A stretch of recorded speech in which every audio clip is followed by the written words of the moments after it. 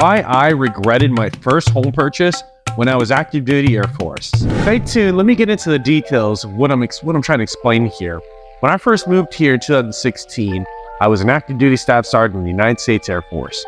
I've been overseas for a large chunk of my tenure in the Air Force, so I was really excited to get to San Antonio, put some roots in the ground, buy a home for my family, and to really start kind of putting my nest egg away for future assets. Well, lo and behold, my wife and I decided, hey, it might be wise to rent out a little bit.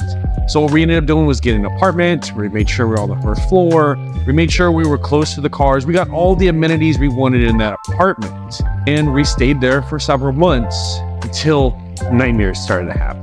And by nightmares, it was constant break-ins. We were in a really nice part of town of San Antonio. Crime rate wasn't bad on paper, but we were noticing that there was cars being broken into left and right. We brought this up to the apartment complex manager and we tried to explain our case, but they said it's just the nature of being in a large apartment complex. There's going to be theft.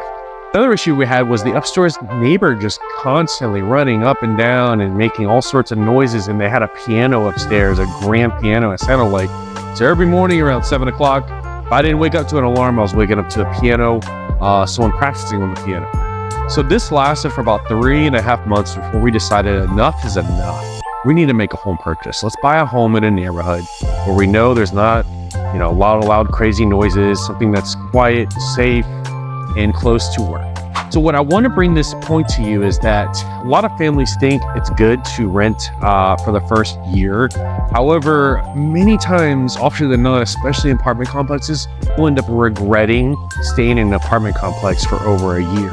Half the time they break the lease with the 6-month mark and they end up buying the home anyways. And this is why it's so pivotal to work with a local real estate agent to say, hey, what are my options? Should I rent right now or should I buy a home? Or what are the options for renting and buying? And if I have no money down, how can I still buy a home? These are avenues that I can help you go down if you're interested.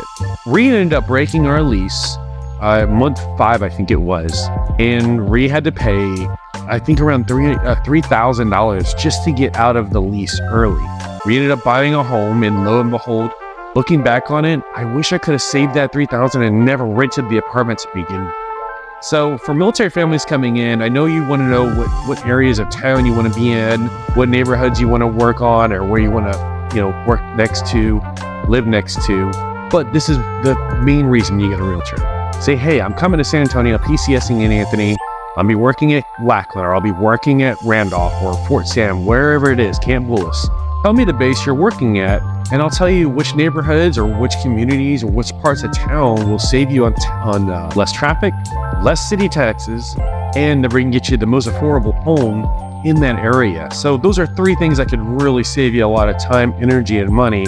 And yeah, don't do what I did, wasting $3,000 to break a lease when I should have just bought a home to begin with. Even if it was sight unseen, that would have been a lot better than just going into an apartment complex. And the moving expenses, that was a whole another $1,000, maybe $1,500, and the whole list goes on. We wish we would have bought when we first got here. So let me help you kind of guide you through the path of what's best for you and your. Hope this makes sense, and I look forward to hearing from you soon. You need to get a hold of me. My information is all below, and we'll talk soon. Take care.